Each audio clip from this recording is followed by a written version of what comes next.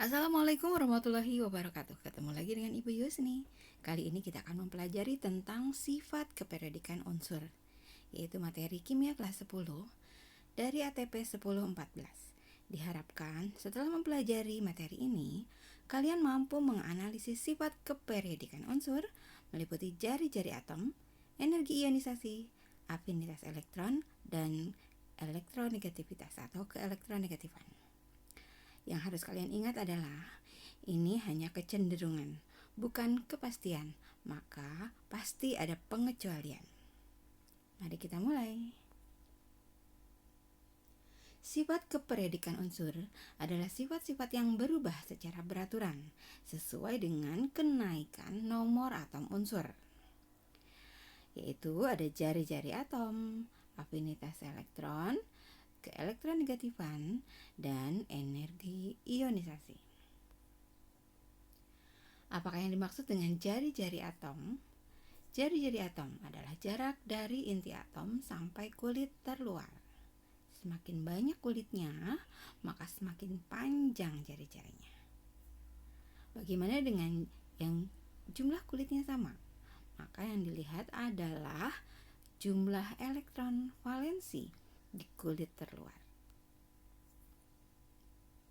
Maka dalam satu golongan dari atas ke bawah, jari-jari atom semakin besar karena kulit atomnya bertambah.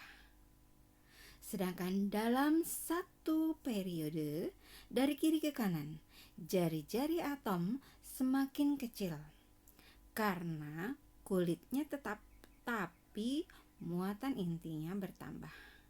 Elektron valensinya bertambah. Jadi ada gaya tarik antar inti dengan kulit elektron yang menyebabkan jari-jari atom mengecil. Misalnya kita lihat antara Na dan K, natrium dan kalium. Mereka terletak pada golongan yang sama, namun periodenya berbeda. Akibatnya jumlah kulitnya berbeda, walaupun elektron valensinya sama. Maka akan lebih besar kalium jari-jari atomnya karena kulitnya lebih banyak kalium. Bila kita bandingkan yang kedua antara Cl dan Si dengan jumlah kulit yang sama, mereka terletak pada satu periode. Jari-jari atom Si lebih besar karena jumlah elektron valensi di kulit terluarnya lebih sedikit dibandingkan dengan klor, sehingga gaya tarik menariknya lebih kecil dibandingkan dengan klor. Maka jari-jari atom Si lebih besar dibandingkan klor.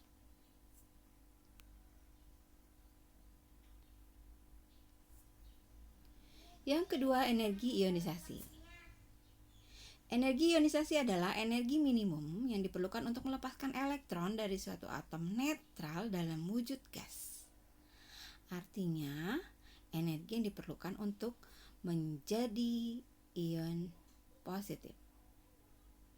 Dalam satu golongan, dari atas ke bawah makin berkurang karena makin mudah melepas elektron. Sedangkan dari kiri ke kanan cenderung bertambah karena semakin sulit melepas elektron.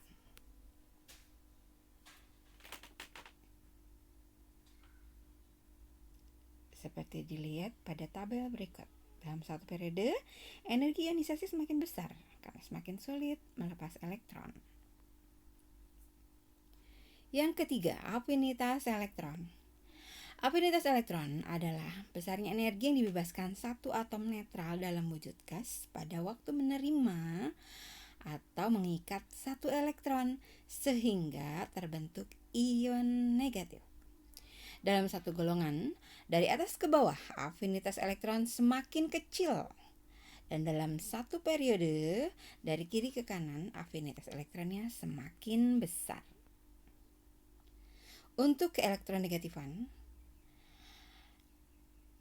ini adalah bilangan. Nah, bilangan yang menyatakan kecenderungan suatu unsur menarik elektron dalam suatu molekul senyawa. Dalam satu golongan dari atas ke bawah, keelektronegatifan semakin berkurang. Sedangkan dalam satu periode, dari kiri ke kanan, keelektronegatifan semakin bertambah. Semakin besar keelektronegatifan, akan semakin cenderung mudah membentuk ion negatif. Semakin kecil keelektronegatifan, semakin cenderung sulit membentuk ion negatif.